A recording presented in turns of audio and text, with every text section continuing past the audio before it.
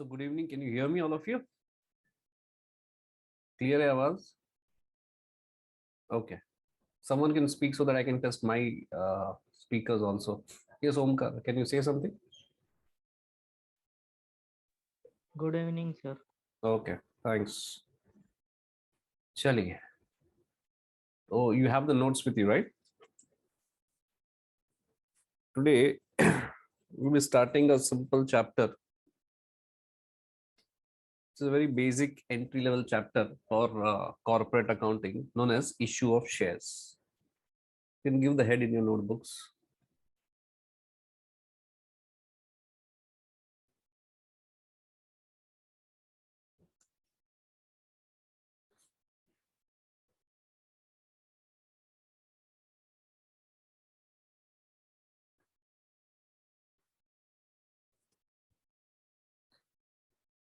Now, what do you mean by issue of shares and what is the background of this chapter?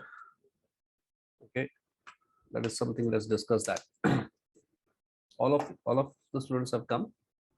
आगे सब लोग? Okay, चलो ठीक है.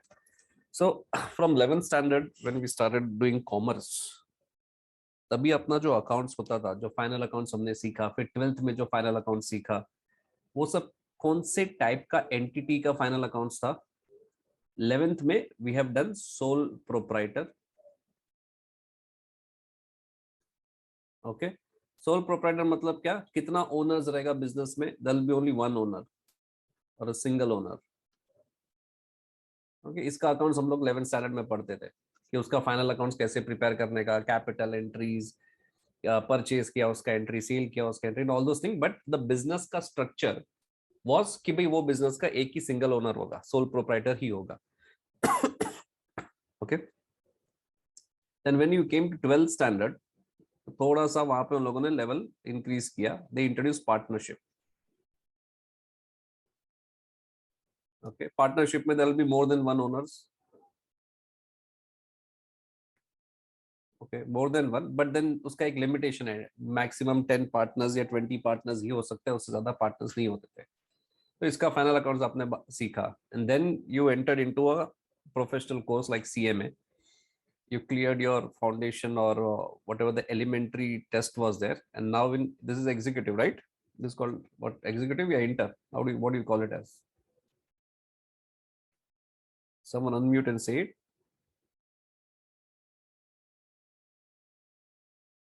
Yes. What do you call it as? Executive or inter? Intermediate? Putting on chat. बहुत ही बढ़िया. Okay. So when you enter into inter, you are going to get introduced to how to handle the accounts of a company.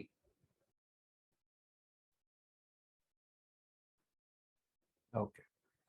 Now tell me, मतलब company के बारे में ऐसे तो अपने को पता रहता है, लाइक इफ ऐसे Reliance limited, we know it's a company, या टाटाज है, या महिंद्राज है, whatever you say, we generic sense में अपने को पता है कि कंपनी क्या होता है. तो कंपनी में कितने ओनर्स रहते हैं? एक, दो, 10, 15, 100 या बहुत ज्यादा होते हैं? What do you think? Obviously we know that there are many owners. Yes, एक, दो, 10 से 50 से नहीं होता है. We are specifically talking about very big companies where the number of shareholders may be crores, in crores. Okay, 2 crore, 4 crore, 5 crore shareholders भी हो सकते हैं, डिपेंडिंग अपॉन कंपनी का साइज कितना है, कितना उन लोगों ने शेयर्स इशू किया है. Okay, can't unmute. ओके बेटा,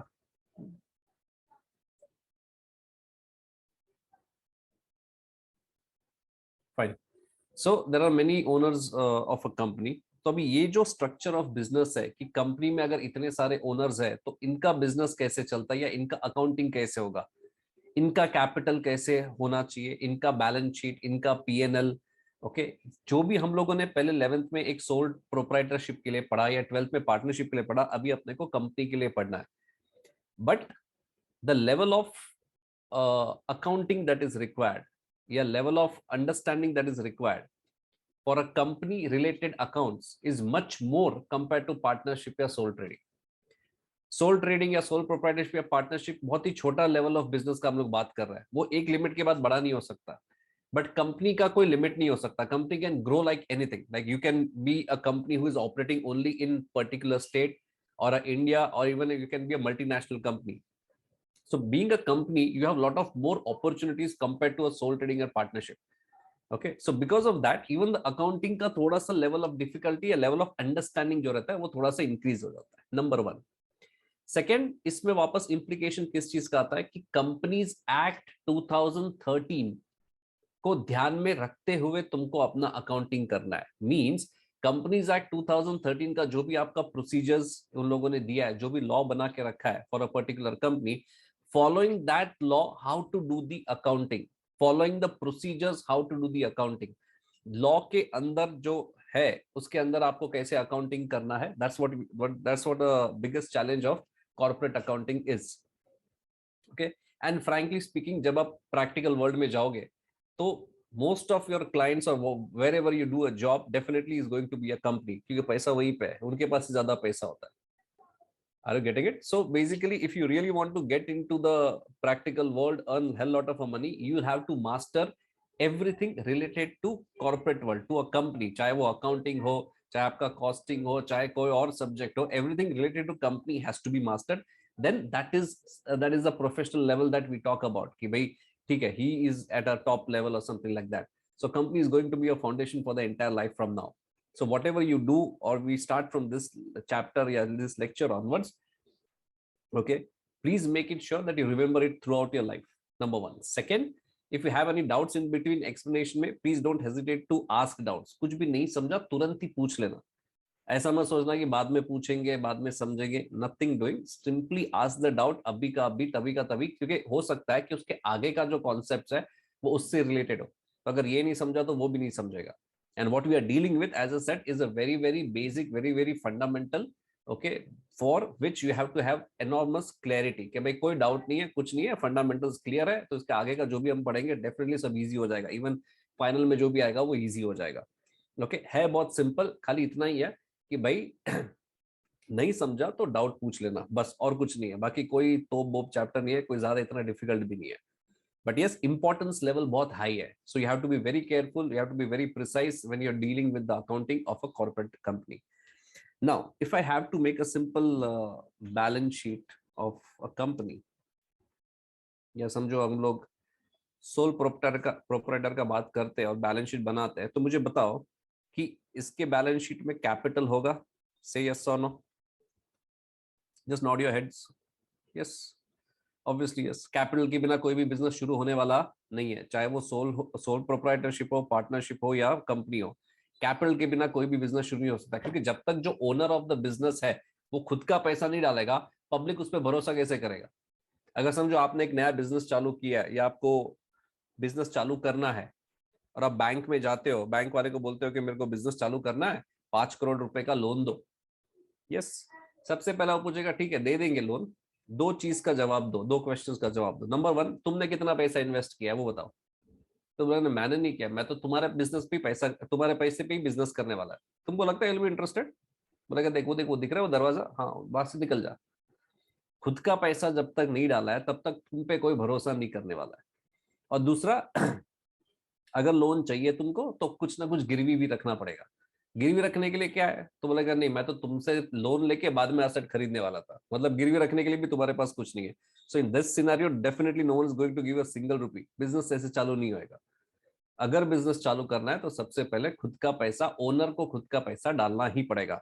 लेकिन when you talk about a sole proprietorship, एक ही ओनर है, तो वो उसका जो भी कैपिटल रहेगा, जो भी उसको बिजनेस में लाने का है, वो अपना कैपिटल इंट्रोड्यूस करेगा. It is much more simpler. अगर ये जो कैपिटल इंट्रोड्यूस हो रहा है, जिसके लिए हम लोग एंट्री क्या पास करेंगे, हम लोग बोलेंगे देखो पैसा आ रहा है तो कैश बैंक अकाउंट डेबिट, तो सिंपल सिंपल कैपिटल, कोई प्रॉब्लम नहीं. एक ही ओनर है, वही पैसा ला रहा है, सिंपल एंट्री पे काम हो जाएगा. Second, we talk about partnership.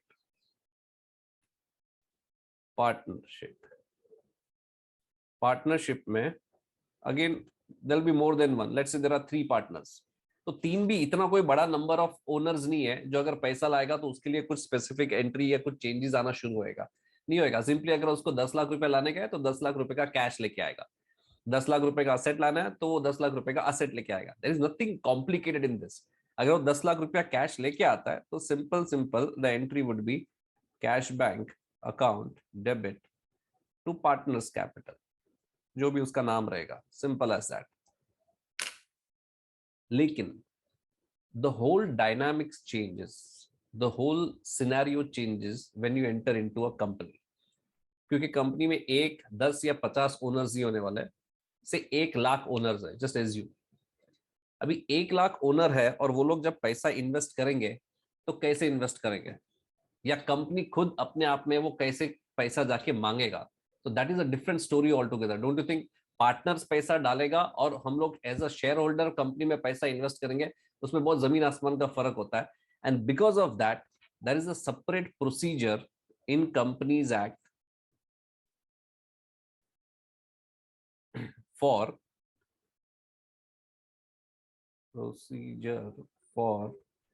issue of shares. And this is what we need to learn. कि what is the procedure for issuing the shares, या in simpler words what is the procedure of investing the capital in a company from the point of view of company's law, और उसका entries क्या होना चाहिए. Okay, so before we actually get into the procedure, we have to first understand the basic characteristic of company. कि भाई company मतलब क्या. All of you have the soft copy of the notes or do you have the hard copies of the note? How is it? Can anyone tell me? Is this the notes that you have? Soft copy. Soft copy. Sure. Soft copy of notes. This is what you have? Soft copy of notes. What you can see on the screen. This is what you have? Check and tell me. Sir, I have a soft copy of notes. हाँ बेटा soft copy, लेकिन यही है क्या notes? वही तो बता. हाँ sir, same. Everyone. Yes. Okay. So if you look at this notes also of yours, so the first thing that we need to understand is introduction. That is the introduction to the company itself. कि company क्या है, क्या होता है, how is it different from the other forms of business like sole trading या partnership and stuff like that. And based on that, how to do the accounting. So the first thing or the first target that we are going to face is, what do you mean by a company? Okay, so here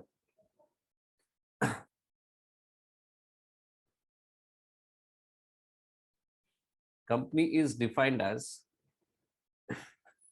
any company registered under Companies Act 2013. So what is company? How is it defined by the act itself? वो बोलता है कि ऐसा कोई भी entity या कोई भी कंपनी जो 2013 के एक्ट के अंदर रजिस्टर्ड है. मींस लेट्स से तुमको अगर कंपनी चालू करना है तो ऐसा नहीं है कि तुमने अपना ऑफिस बनाया, उस पर लिख दिया एक्स लिमिटेड, ओके, और बोल दिया कि मेरा कंपनी फॉर्म हो गया. नहीं, गवर्नमेंट इसको अप्रूवल नहीं देगा. क्यों? क्योंकि अगर आपको एक लेजिटिमेट कंपनी चालू करना है तो आपको गवर्नमेंट के पास जाके या कंपनीज एक्ट के अंदर आपको रजिस्टर करना पड़ेगा कि देखो मेरा फलाना फलाना कंपनी है, मेरा फलाना फलाना पर्पस है बिजनेस करने का, कि मैं ट्रेडिंग करने वाला है, मैं मैन्युफैक्चरिंग करने वाला है, मैं सर्विस प्रोवाइड करने वाला है, मैं क्या करने वाला है, उसका डिटेल्स देना पड़ेगा. फिर रजिस्टर ऑफ कंपनीज या गवर्नमेंट या कंपनीज एक्ट तुमको अप्रूवल देगा. ओके, उसके बाद आपका कंपनी एक्चुअल एग्जिस्टेंस में आता है, जिसको हम लोग बोलते हैं इनकॉर्पोरेशन ऑफ कंपनीज. जब आप लॉ पढ़ोगे या कंपनीज एक्ट या आपका लॉ सब्जेक्ट में जब कंपनीज एक्ट आएगा तब उसका एक्चुअल डिटेल प्रोसीजर समझ में आएगा कि कौन सा डॉक्यूमेंट सबमिट करना पड़ता है, क्या क्या इन्फॉर्मेशन डिस्क्लोज करना पड़ता है, फिर अप्रूवल कब आएगा, फीस क्या पे करना पड़ता है, उसके बाद तुम्हारा कंपनी एक्चुअली एग्जिस्टेंस में आएगा. ऐसा नहीं है सोल ट्रेडिंग जैसा कि भाई चलो दुकान खोलना है तो दुकान खोल दिया, खुद का नाम डाल दिया तो बिजनेस चालू हो गया. नहीं, when you are dealing with a company you have to register yourself with Companies Act, and only when you register yourself with Companies Act आपका कंपनी एग्जिस्टेंस में आ सकता है. अच्छा, ऐसा क्यों किया इन लोगों ने? Please understand. इसके पहले जब हम लोग डिस्कशन कर रहे थे हम लोग ने बोला कि जनरली कंपनी में ना बहुत सारे शेयर होल्डर्स होते हैं या बहुत सारे लोगों का पैसा इन्वेस्टेड रहता है. अब जब इतने सारे लोगों का पैसा इन्वेस्टेड है, जनरल पब्लिक का पैसा इन्वेस्टेड है, तो तुमको नहीं लगता है कि ऐसा एक अथॉरिटी होना चाहिए जो पब्लिक का पैसा को सेफगार्ड कर सके या उसका सही इस्तेमाल हो रहा है कि नहीं हो रहा है वो चेक कर सके? या अगर see because if you talk about partnership या सोल ट्रेडिंग, समझो मेरा एक बिजनेस है, I am the single owner, okay, मैंने तुमसे लोन लिया है, मेरे रिश्तेदारों से लोन लिया है, मेरे ससुराल से मैंने लोन लिया है, उसके बाद मैं क्या करता है उसको पूछने वाला कौन है, या मैं क्या बरोबर उसका यूज करता हूं नहीं करता हूं, ये कोई पूछने वाला या बोलने वाला नहीं है। अगर वो पैसा डूब गया तो मैं हाथ ऊपर कर देगा। तो मरेंगे तो भी कितने जन मरेंगे, 2-3 जन साथ में मरेंगे। लेकिन अगर समझो कंपनी है जिसमें लाखों लोगों ने पैसा इन्वेस्ट किया है, और वो पैसा अगर बरोबर यूज नहीं किया और अगर वो कंपनी डूब जाता है, तो एक अकेला कंपनी डूबेगा, उसके साथ लाखों लोग डूबेंगे। सो जहां पे भी पब्लिक का पैसा इन्वेस्टेड है, पब्लिक का पैसा इन्वॉल्व है, वहां पे definitely we require more kind of control और more kind of observations are required. उसके क्योंकि पब्लिक का पैसा यूज करना है, अगर डूब गया तो पब्लिक सब डूबेगा, तो ऐसा नहीं चलेगा। तो उसके लिए क्या किया, कंपनीज एक्ट फॉर्म किया कि कंपनीज एक्ट सब कुछ कंट्रोल करेगा कि पैसा कहां से आएगा, कैसे आएगा, किधर यूज होना चाहिए, ऑल दोस थिंग्स। सारा का सारा कंट्रोल किसके पास रहेगा, कंपनी के पास, कंपनीज एक्ट के अंडर रहेगा। सो अगर समझो कंपनीज एक्ट ध्यान रखे या कोई भी अथॉरिटी नहीं है ध्यान रखने वाला, तो ऑब्वियसली बहुत सारा लोग या जनरल पब्लिक भी डूबेगा। So there is a Companies Act which will take care of it. एक बार कंपनीज एक्ट बना तो बोलता है कि कंपनी बनेगा तब से लेके जब तक मरेगा नहीं या लिक्विडेट या डिसॉल्व नहीं होगा, तब तक everything has to be controlled as per the companies Act. Okay, so हम लोग जो भी करेंगे ये चैप्टर्स में या ये चैप्टर्स के रिलेटेड तुम्हारे पूरे सिलेबस में, everything will be done under the companies Act का guidelines and as per the procedures of Companies Act. So the first thing, company पैदा कैसे होगा, अनलेस एंड अनटिल कोई जाके कंपनीज एक्ट के अंडर रजिस्टर नहीं करता, गवर्नमेंट के साथ रजिस्ट्रेशन नहीं करता अंडर कंपनीज एक्ट, कोई कंपनी एग्जिस्टेंस में नहीं आ सकता। चलो अगर आपको कंपनी चालू करना है, आपने रजिस्ट्रेशन किया, आपको नाम मिल गया, से आपका कंपनी का नाम है एक्स लिमिटेड। यस, तो now once you say X limited, ये एक्स लिमिटेड का कैरेक्टरिस्टिक्स क्या है, इसका फीचर्स क्या है, how is it different from the sole trading and partnership, that is something that we have to keep in mind. तो उसके लिए I would like to draw your attention to the theoretical notes that are given to you. Go to your notes and we discussed few points in that. Okay, या आप खाली screen पे भी देखोगे तो it's good enough. Look at it, characteristics of a company. The main characteristics of the company are, number one, it is a distinct legal person existing independently from its members.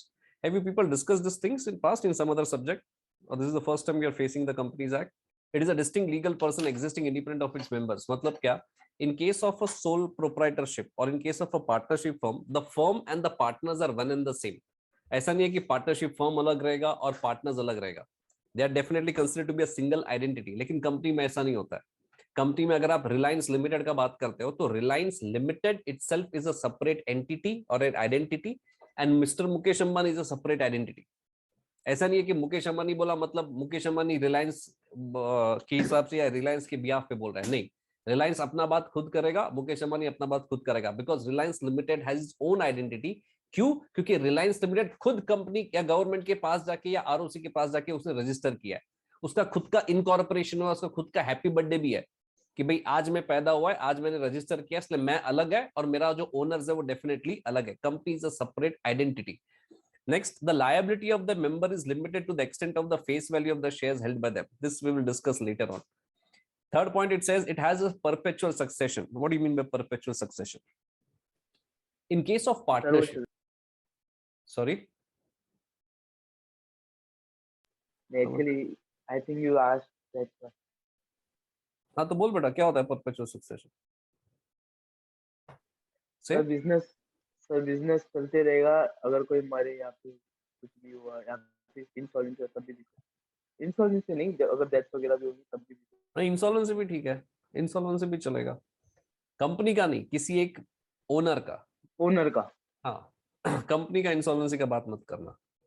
Yes, agreed. So basically if you talk about sole proprietorship, समझो एक ही owner है business का और वो मर गया या insolvent हो गया या पागल हो गया, इनसेन हो गया, तो ऑब्वियसली अगर वो ओनर ही मर गया तो बिजनेस अपने आप मर जाएगा। Okay, because their the identities are the same. Partnership में भी अगर समझो एक कोई पार्टनर मर जाता है, if there is a death of a partner, then technically speaking the partnership gets dissolved and then again it is to be reframed. अगर कोई नया पार्टनर को एडमिट करना है तो उसके लिए भी जो एग्जिस्टिंग पार्टनरशिप है उसको पहले तोड़ना पड़ता है टेक्निकली, एंड देन उसको रिफ्रेम किया जाता है। But in case of a company जहां पे 1 लाख या 1 करोड़ मेंबर्स है, ओनर्स है, रोज कोई ना कोई मरता रहेगा।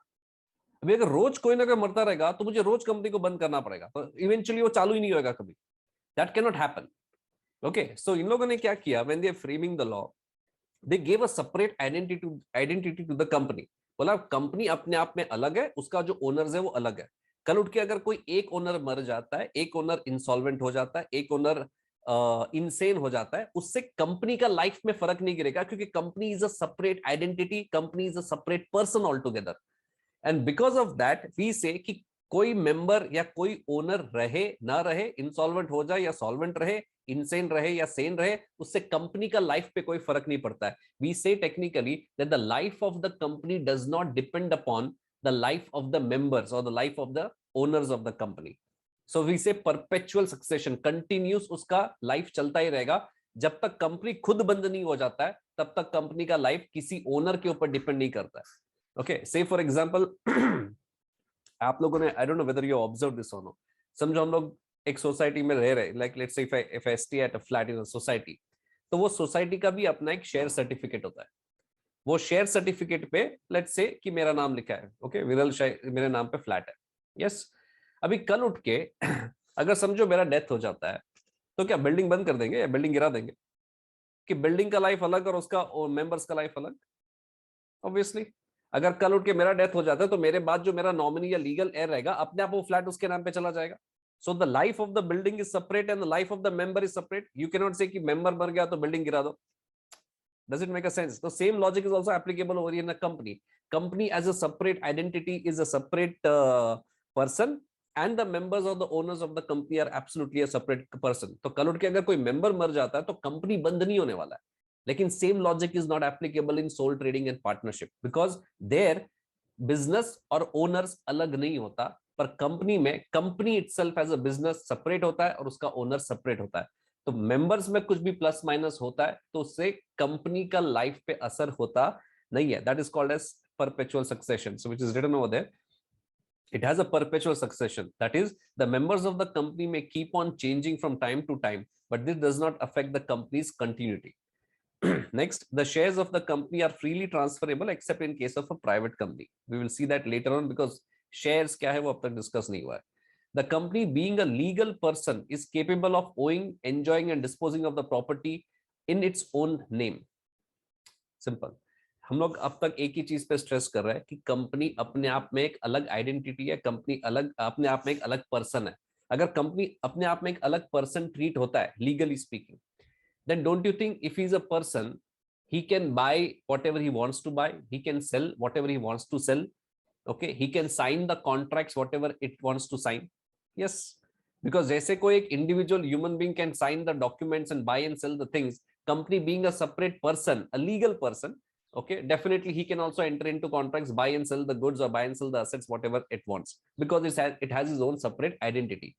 अगर कंपनी कोई एसेट खरीदता है, तो वो ओनर ने खरीदा ऐसा नहीं माना जाता. कल उठ के अगर समझो आपके पास रिलायंस का शेयर है, यस, तो you are part owner of Reliance. फिर रिलायंस ने कोई एक बड़ा सा प्लॉट मुंबई में खरीद लिया, कितने का, 200 करोड़ का, 500 करोड़ का प्लॉट खरीदा. तो तुमको क्या लगता है, तुम लोग दूसरे दिन जाओगे, अरे आपको ओनर है, अपना ही है ये, बनाओ इधर अपना घर बनाओ, चलेगा क्या? Do you think that is feasible? No, it is not in your name. The plot will be in the name of Reliance Limited. It won't be even in the name of Mukesh Ambani. It will be in the name of Reliance Limited. क्योंकि Reliance Limited अपने आप में एक legal entity है, एक legal person है, तो उसका अपना खुद का राइट्स होता है, उसका अपना खुद का लायबिलिटीज होता है, जैसे एक इंडिविजुअल्स का होता है. But then those rights and those individuals are separate from that of members. Point number 5 जो अभी पढ़ा, वापस एक बार पढ़ रहा हूँ. A company being a legal person is capable of owning, enjoying and disposing of the property in its own name, खुद का नाम से. The company being a separate body can sue or be sued in its own name. As I said कि उसका खुद का responsibilities है, खुद का rights है, तो खुद का liabilities भी है, obligations भी है. तो कल उठ के अगर कंपनी ने मिस्टेक किया, yes, say for example I am sure you are aware of Vijay Mallya. Vijay Mallya सब ऐसा गफला वफला करके भाग गया, ओके, तो कंपनी ने गफला किया रहेगा, समझो कंपनी ने, उसका कंपनी जो भी रहेगा एक्स लिमिटेड, अगर उसने कोई मिस्टेक किया, उसने कोई फ्रॉड किया, तो केस कंपनी के ऊपर होएगा, कंपनी का डायरेक्टर्स के ऊपर केस हो सकता है, कंपनी का ओनर पे नहीं हो सकता है. कभी ओनर को तो मालूम ही नहीं रहेगा कंपनी क्या चल रहा है. अगर तुम्हारे पास रिलायंस का शेयर है, तुमको मालूम है डे टू डे बेसिस पे वहां पे क्या चल रहा है. यस, मिस्टर अंबानी को पता रहेगा, because mister Ambani may be in the board of directors, he may be the chairman, तो उसको मालूम रहेगा बिजनेस में क्या चल रहा है। तो कल उठ के कुछ फ्रॉड हुआ ना, तो गवर्नमेंट या लॉ किसको पकड़ेगा? कंपनी को पकड़ेगा। इन शॉर्ट बोलेगा कंपनी जो मैनेज कर रहा था ना उसको पकड़ो, क्योंकि उसको सब मालूम है। सिंपल एग्जांपल, वापस वही सोसाइटी में जाता है। तुमको मालूम है क्या रोज सोसाइटी मीटिंग में कमेटी वाले लोग क्या डिस्कस करते हैं? अरे अबे नहीं, कभी कुछ मेजर रिपेयरिंग आया, कुछ मेजर काम करने का रहेगा, तो फिर मीटिंग बुलवाएंगे, एजीएम बुलवाएंगे, फिर उसमें डिस्कस हो गया ना, all those thing, that time you are aware. But apart from that day to day basis पे क्या चल रहा है तुमको मालूम भी नहीं पड़ता रहेगा। कल उठ के अगर समझो सोसाइटी में मालूम पड़ा कि अरे यार फ्रॉड हो रहा है, तो फ्रॉड होगा तो पुलिस किसको पकड़ेगा? मेंबर्स को पकड़ेगा या कमिटी में जिसने फ्रॉड किया रहेगा उसको पकड़ेगा? यस ऑब्वियसली कमिटी मेंबर्स को ही पकड़ेगा, जो चेयरमैन है, जो सेक्रेटरी है, जो ट्रेजरर है, उनको पकड़ेगा, because they were involve in the management of the society, they knew what is going on and then they did a fraud. तुमको क्या मालूम है? You are simply a owner, you are separate and your society का identity separate. वैसे ही company separate और उसका owner separate. कल उठ के अगर कुछ फ्रॉड होता है रिलायंस में तो तुमको कोई कुछ नहीं बोलेगा, लेकिन जो डायरेक्टर्स है उनको डेफिनेटली उन पे केस करके उनको अंदर करेंगे। I am sure you must be aware of this ICICI bank का जो फ्रॉड हुआ था, तो उसमें जो उसकी चेयरमैन थी मिस कोचर, उसको पुलिस कस्टडी में लिया गया, उसके हस्बैंड को पुलिस कस्टडी में लिया गया था। ओनर्स ऑफ आईसीआईसीआई बैंक, जिसने आईसीआईसीआई का शेयर्स खरीद के रखा रहेगा, उसको थोड़ी जेल में डालेंगे। That does not make any sense, because again the same thing, company is a separate identity or a separate person from its members. Moving on, though company is an artificial person, yet it acts through human beings who are called as the directors of the company. Obviously there is a divorce between ownership and management. Unfortunately तुम्हारे पास soft copy है, जिस दिन hard copy हाथ में आएगा ना, अगर याद रहा तो प्लीज इसको अंडरलाइन करना, this is the most important part.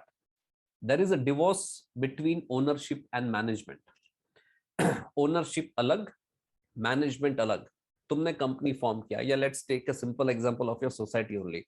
तुम्हारा सोसाइटी रजिस्टर हो गया, सोसाइटी बन गया, बराबर है। फिर एक कमिटी बनाया। अच्छा, कमिटी क्यों बनेगा? तुमको लगता है कि रोज का रोज जो मेंटेनेंस में वो वाटर का बिल भरने का रहेगा, सोसाइटी का इलेक्ट्रिसिटी बिल रहेगा, गार्डन मेंटेनेंस रहेगा, XYZ, इतना सारा काम होता है सोसाइटी में, कौन करेगा? सब लोग अपना अपना काम करेंगे? वो पॉसिबल नहीं है। तो you need a committee, you need a individual or a group of people who will be looking into this day to day matters. Don't you think so? Yes, उसके बिना काम कैसे चलेगा?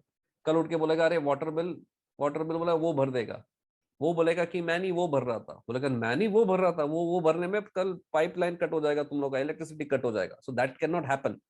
सो you appoint a committee of trusted people कि भाई चलो ये बंदा सही है, इसको नॉलेज है, ये भरोसे वाला है, तो ये लोग सब कामकाज देख लेंगे।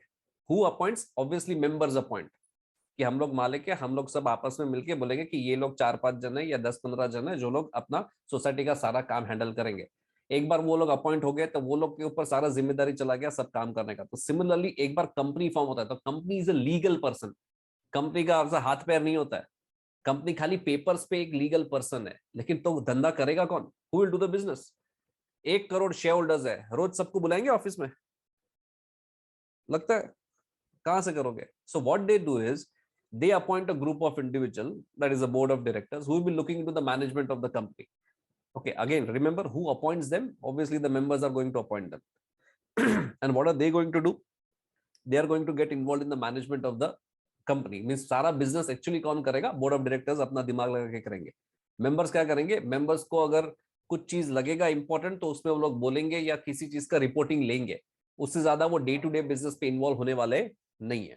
Okay, so there is always a difference between the management कौन करेगा? Board of directors. और ओनरशिप कौन है? ओनरशिप तो अलग शेयर होल्डर्स ही है, जो ओनर्स है सो है। तो ओनरशिप अलग और मैनेजमेंट अलग। लेकिन सोल ट्रेडिंग में ऐसा नहीं होता है। सोल ट्रेडिंग में समझो आपने अपना दुकान चालू किया है तो ओनर भी आप ही हो, काम भी आप ही को करना है।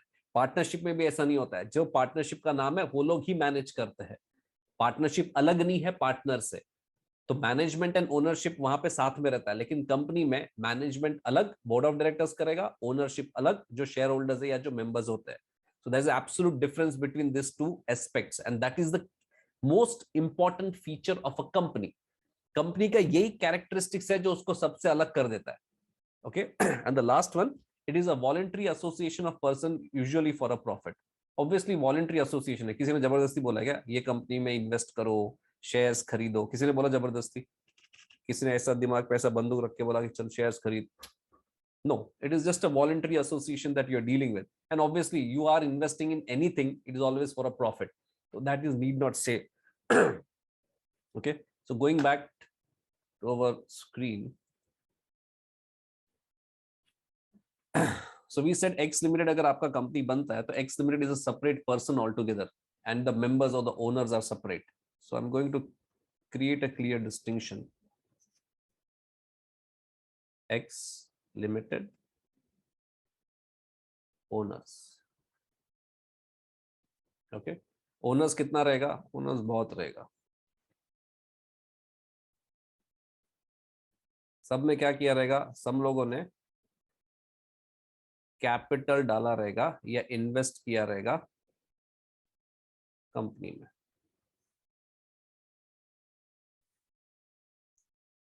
चलो, yes, as simple as that. But then the X limit is different and owners are different. Now, as we are going, or as we have discussed till now, we are talking about the size of a company, the magnitude of a company. We always say कि number of shares या members बहुत ज्यादा होता है. Crore share holders रहेगा, 10 crore share holders रहेगा, तो अभी ये लोग पैसा देंगे कैसा? एज अ कंपनी समझो, आप एक्स लिमिटेड हो, आप ओनर नहीं हो, आप खुद कंपनी हो. ओके, आप एक्स लिमिटेड हो, तो आप पैसा कैसे एक्सेप्ट करोगे सब लोगों से? There has to be a systematic way in which you are going to take money from so many shareholders. Yes. तो उसके लिए we start with something known as a share. क्या इशू किया जाता है? शेयर इशू किया जाता है. शेयर मतलब क्या? Please understand. से फॉर एग्जांपल ये है ओम. ओम ये ना तेरा नाम बेटा? चला गया? नहीं है, ये ओम है. अभी ओम ने क्या किया? ओम ने कंपनी में इन्वेस्ट किया, उसने 1000 रुपीज से कंपनी में डाला एक्स लिमिटेड में. तो ओम एक बात बताओ, आप अगर अनम्यूट कर सकते हो या उसके बदले कोई भी बोल सकता है कि अगर आपने 1000 रुपीज दिया है तो आपको उसके बदले कुछ चाहिए डॉक्यूमेंट एज अ प्रूफ और एज ए एविडेंस कि आपने 1000 रुपया दिया है? All of you obviously yes. Yes, you need definitely we need a document. What is that document called? That document is simply called as a share certificate. जैसे आप society में जब आप सोसाइटी के मेंबर बनते हो तो आपको ट्रांसफर फीस और उसका जो फॉर्मेलिटीज है वो पूरा करेगा, तो वहां से आपको एक शेयर सर्टिफिकेट दिया जाएगा, सोसाइटी का शेयर सर्टिफिकेट. शेयर सर्टिफिकेट पे क्या लिखा रहेगा? सोसाइटी का नाम रहेगा, आपका फ्लैट नंबर रहेगा, उसका और जो भी थोड़ा बहुत टेक्निकल डिटेल्स होता है, स्क्वायर फीट और वो सब वो लिखा रहेगा, और उसके पीछे आपका नाम, सिग्नेचर और वो सब रहता है, seal of the society and all those things. This is the proof कि आप ये सोसाइटी के मेंबर हो. कल उठ के अगर कोई केस वेस करेगा कि नहीं ये फ्लैट मेरा है, तो you can simply show that ये शेयर सर्टिफिकेट है, इसमें मेरा नाम है, मतलब मैं ओनर है, काम खत्म. सिमिलरली अगर ओम ने 1000 रुपीज एक्स लिमिटेड को दिया है as a capital, X limited क्या करेगा? वो एक शेयर सर्टिफिकेट इशू करेगा उसको एक पेपर पे लिख के देगा कि देख ये है एक्स लिमिटेड का शेयर सर्टिफिकेट, इस पे मैं नाम लिखेगा मिस्टर ओम. ओके, और इसने कितना रुपीस दिया है? से 1000 रुपीस दिया है, तो उसका मैं डिटेल देगा. This piece of paper is a share certificate. पहले जब कंप्यूटर्स नहीं थे, या अभी भी, लेकिन अभी बहुत कम हो गया है, लेकिन अभी भी ये फिजिकल फॉर्म में होता है. मतलब एक्चुअली एक सर्टिफिकेट होता है, एक पीस ऑफ पेपर रहेगा जिसपे कंपनी का नाम रहता है. ओके, कौन उसका ओनर है उसका नाम रहेगा, वो जो शेयर सर्टिफिकेट है उसका वैल्यू कितना है, 10 रुपीज है, 20 रुपीज है, 100 रुपीज है, 1000 रुपीज है, जो भी XYZ है उसका वैल्यू लिखा रहेगा. So there used to be a physical certificate. Okay, but now with demat coming into picture, okay, ये सब फिजिकली चला गया, खाली कंप्यूटर में इसका नाम का एंट्री हो जाता है, which we call it as a demat form of the shares. But अभी भी कुछ ऐसे कंपनीज है जहां पे फिजिकल शेयर्स आपको मिल सकता है. I don't know whether you have ever seen it, कभी देखा है कंपनी का share certificate? I really doubt it. देखा रहेगा तो बहुत अच्छा है, because more than 10 12 or 15 years it has been, now they have started moving into demat form. So in case you have seen the share certificate, you're lucky enough. But definitely अगर ओम ने या किसी ने भी उसको पैसा दिया है तो डेफिनेटली एक शेयर इशू किया जाएगा. अच्छा, इसने 1000 रुपीज दिया है ओम ने, उसके बाद और कौन है? बिपिन. बिपिन ने भी 1000 रुपीज दिया है, तो बिपिन को भी एक शेयर सर्टिफिकेट मिलेगा, ओम को शेयर सर्टिफिकेट मिलेगा, इसने भी 1000 दिया है तो इसको भी मिलेगा. तो हर एक individual are investing in this money in this company X Limited and they are getting a share certificate, say yes or no. Just nod your head. Yes. अच्छा, ओम का 1000 रुपीज, विपिन का 1000 रुपीज, इसका 1000 रुपीज, इसका 1000 रुपीज, टोटल कैपिटल कितना हो गया? कहने से 4000 रुपया हो गया. Yes, zombies respond, say yes or no. अच्छा, now coming to the technical definition, how do you define what is a share? Okay, not a share certificate but what is a share? ये जो total capital है 4 लाख रुपए का, इसमें से हर एक member का जो हिस्सा है that is called as a share. आप लोग सब मिलके होटल में अगर जाओगे, अगर बिल आता है 1000 रुपीज, सब लोग अपना अपना शेयर देंगे ना. यस, सिमिलरली यहाँ पे जो कैपिटल आया है 4000 रुपीज, उसमें से हर एक इंडिविजुअल का जो शेयर है that is simply called as a share. Technically it is called as share in the share capital of the company. Share मतलब अपना हिस्सा, अपना contribution in the share capital. अपने एग्जांपल में शेयर कैपिटल कितना है, टोटल कैपिटल कितना हो गया? 4000 रुपया. तो वो टोटल कैपिटल में से हर एक का जो कंट्रीब्यूशन है, जो इंडिविजुअल कंट्रीब्यूशन है, that is called as a share in the share capital. Okay, थोड़ा सा शेयर बहुत होता है, but that's how it has been defined. How do you define a share? Share means you can simply say share in the share capital of a company, or in more simpler words you can say it's a contribution in the share capital of the company. That is defined as a share. और सारा shares को combine कर देंगे, ये जितने भी share certificates issue हुए या जितना भी इंडिविजुअल शेयर है, अगर उसको कंबाइन किया, फिर जो फिगर बना 4 लाख, उसको हम लोग बोलते हैं share capital. So this is basically a share capital of yours. Okay, so individually share and combined together it is a share capital. Now what we are getting into is, ये जो हम लोग 1000 रुपीज यहाँ पे investment का बात कर रहे हैं और ये जो शेयर सर्टिफिकेट इशू करने का बात कर रहा है, इसका प्रोसीजर क्या है और उसका अकाउंटिंग कैसे करना है. So we are actually getting into that particular procedure, that how to issue the shares. एक कंपनी अपना शेयर्स कैसे इशू करेगा. Is it that simple कि अगर समझो किसी को मूड हुआ कि चलो आज 100,000 रुपया इन्वेस्ट करना है, तो कंपनी में जाएगा, बोलेगा ये लो 1000 रुपया, सामने वो पेपर पे लिख के देगा ये ले शेयर्स, मजा कर, तू मालिक बन गया. नहीं, ऐसा नहीं होता है. Why? Because there is a Companies Act which is involved. Companies act ने उसका एक प्रॉपर प्रोसीजर, एक प्रॉपर सिस्टमैटिक वे करके दिया है कि भाई ऐसे ही शेयर्स इशू होगा और इसका अकाउंटिंग वैसे ही होना चाहिए. So that's what we are going to learn. So now whenever the company gets into the issue of shares, say for example your company is there X Limited, उसको पैसे का जरूरत है, उसको कैपिटल चाहिए. कैपिटल चाहिए मतलब वो ओनर ढूंढ रहा है कि कौन ऐसे लोग हैं जो अपने बिजनेस में या X Limited में इन्वेस्ट करने को तैयार है. Voice is gone.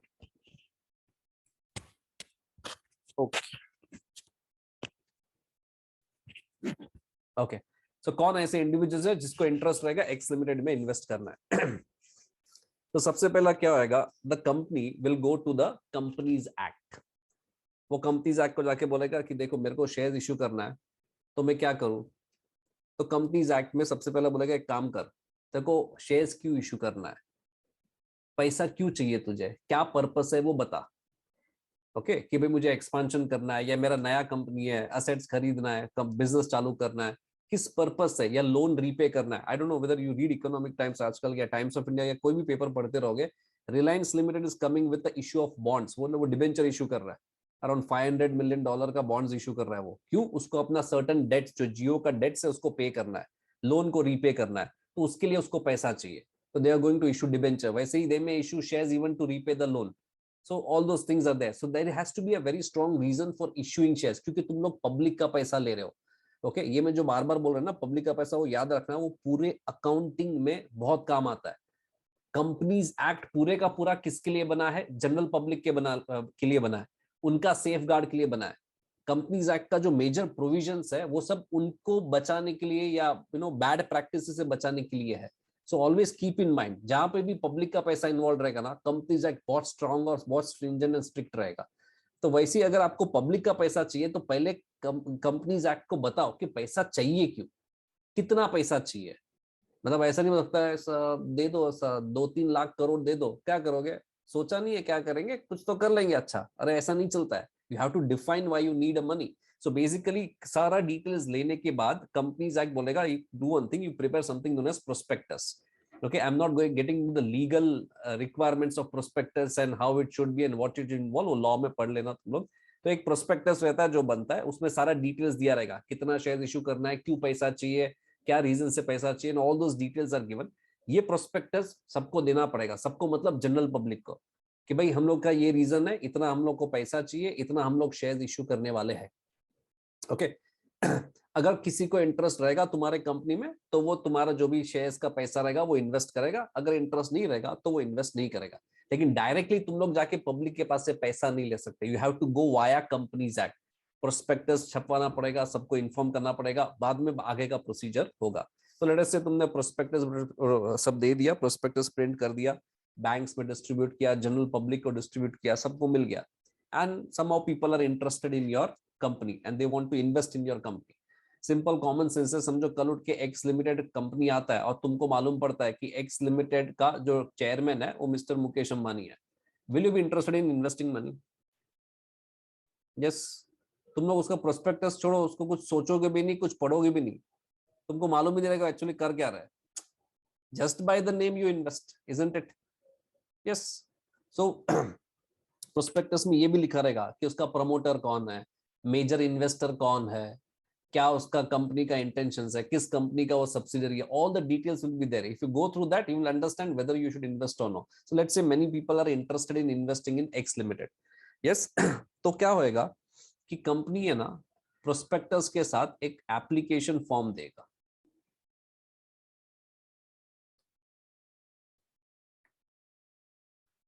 ओके ये एप्लीकेशन फॉर्म रहेगा, इसमें तुमको अपना डिटेल्स डालने का। क्या डिटेल्स भाई? तुम्हारा नाम क्या है, ओके तुम्हारा रेसिडेंशियल प्रूफ क्या है, तुम्हारा पैन कार्ड नंबर क्या है, आधार कार्ड नंबर क्या है, बैंक का डिटेल्स दो, and all those details they will collect. Because ऐसा नहीं होना चाहिए कि अगर एक्स लिमिटेड फॉर्म हो रहा है तो उसमें कोई भी इलीगल एंटिटी या कोई दुश्मन देश का जो कंपनीज है या कंपटीटर कंपनीज है वो इलीगली इन्वेस्ट करे या गलत इंटेंशन से इन्वेस्ट करे। सो ऐसा नहीं होना चाहिए कि सबको हम लोगों ने शेयर्स दे दिया जो लोग को पैसा देने का है, नहीं ऐसा नहीं होना। See understand this, see for example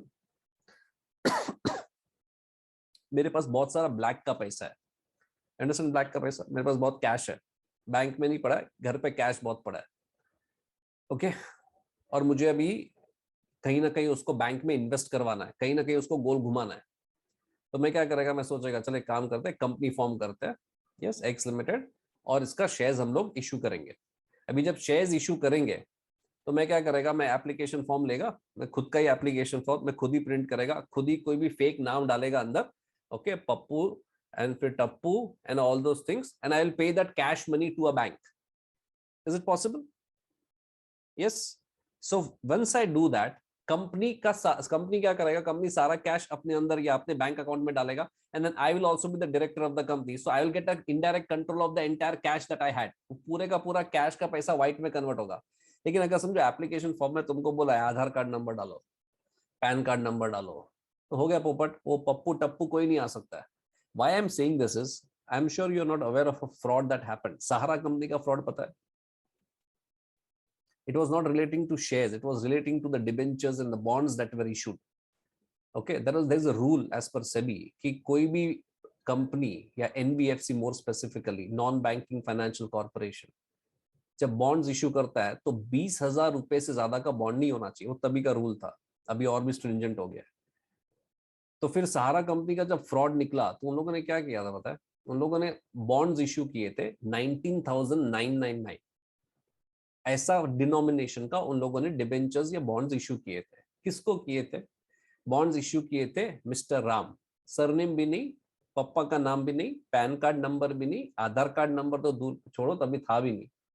okay so they were actually issued to fake individuals and it was some political money that actually got into the banking your legal banking system of India. Pure cash का पैसा through this NBFCs and frauds they entered into the whole legal banking system of the company, and it was more than I think 20-25,000 crores का बात चल रहा है। So that time the SEBI and RBI everything got involved and then they made new law for it। I don't know how many of you have read for that, it is hardly around 10 years back ऐसा हुआ था। So application form में सारा details वो लोग मांगेंगे कि तू कौन है, are you a legitimate person, are you a real person, and if yes you may send this application form along with certain amount.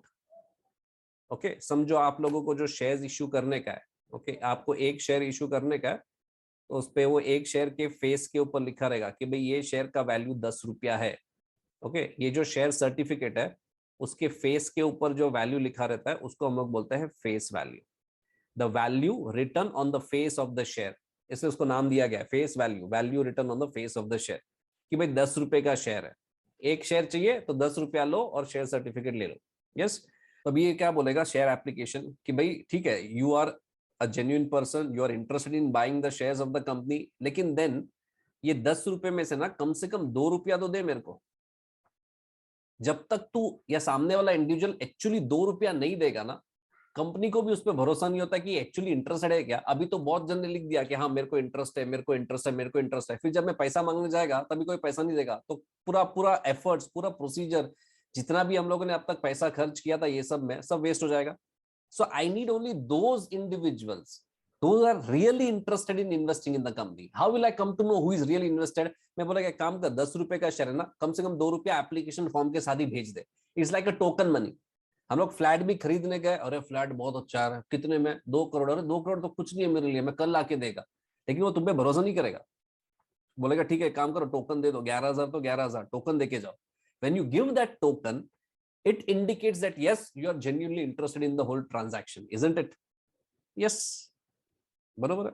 गाड़ी भी खरीदने जाते हो तो तुमको गाड़ी का पोजीशन 1-2 महीने के बाद मिलेगा, या तुम लोग एक्चुअल पेमेंट लोन प्रोसेसिंग होने के बाद देंगे, लेकिन वो तभी का तभी बुकिंग अमाउंट लेगा तुमसे कि भाई अभी बुकिंग अमाउंट दे दो, 5,000 11,000 जो भी उनका रूल रहेगा उसके हिसाब से तुमको बुकिंग अमाउंट देना पड़ेगा। That shows a genuineness of the person who is actually entering into the transaction. जब तक वो पैसा नहीं आएगा ना, तब तक किसी को एक दूसरे पे भरोसा नहीं होता। This is a commercial world, the only language spoken is money. तो जब तक पैसा नहीं आता है तब तक एक्चुअली सामने वाला इंटरेस्टेड है, उस पर कोई भरोसा नहीं है। तो ये लोग क्या करता है कि एप्लीकेशन फॉर्म भरो अगर तुमको इंटरेस्ट है तो, और साथ में तुमको 10 में से कम 2 रुपया दो। Okay, I am just taking example कि 2 रुपया तो दो, भले 10 रुपया पूरा मत दो, अभी 2 रुपया तो दो। Once you pay that 2 rupees, that will show that yes you are genuinely interested. तो ऐसा सब लोग इंडिविजुअल्स एप्लीकेशन फॉर्म भरेंगे, 2-2 रुपया देंगे कंपनी को कि भाई हम लोग इंटरेस्टेड है, हम लोग इंटरेस्टेड है। ये सारा एप्लीकेशन फॉर्म कंपनी जमा करेगा, बोलेगा ठीक है ये लोग है, जो लोग इंटरेस्टेड है, कंपनी सबको ऑब्जर्व करेगा, सबको गो थ्रू करेगा, सब बरोबर है, then and only then company will give the shares to that individuals. This is called as allotment of shares.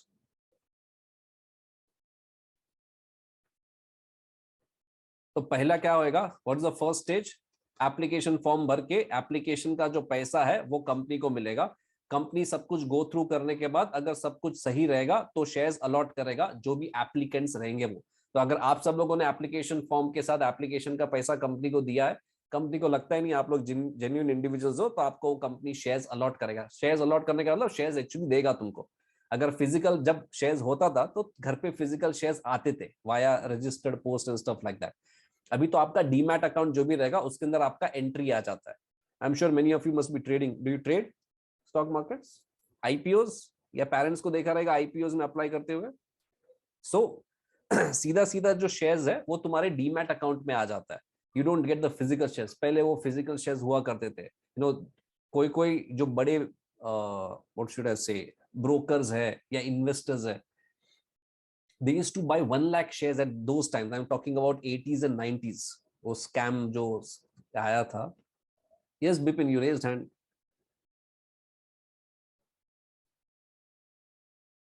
Bipin, you raised hand. Sir trading करता हूँ इसलिए रेज हैंड किया था। Okay, sorry. मुझे लगा तो डाउट है। तो बेसिकली मैं तभी का टाइम का बात कर रहा हूँ। तो जो लोग ये लोग 1 लाख शेयर्स खरीदते थे ना, they used to actually take godowns.